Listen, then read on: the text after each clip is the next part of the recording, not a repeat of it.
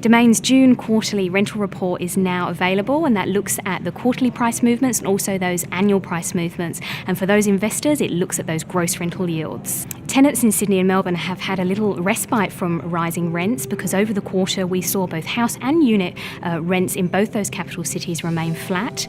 They were flat over the year in Sydney, but they are still rising marginally year on year in Melbourne. But one of the key trends that we're starting to see in Melbourne are that unit rents are starting to outperform houses. Canberra rental prices surged over the quarter and over the year, was one of the strongest performers out of all of the capital cities. It's particularly the house rents. What we have seen is that surge over the quarter has pushed those house rents up to $550 a week, which makes them joint highest in the country with Sydney. What we have seen in Brisbane, it really is a tenants market in the fact that they have had a greater choice because we have seen an influx of supply in recent years, and that has really contained price growth, rental price growth for units.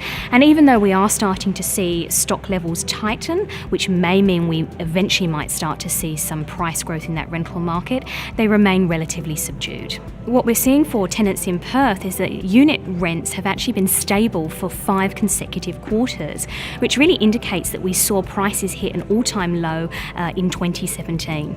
Tenants in Hobart will find that house rents have actually surged in 2018. It's one of the highest annual price rises that we've seen within that rental price history for Hobart.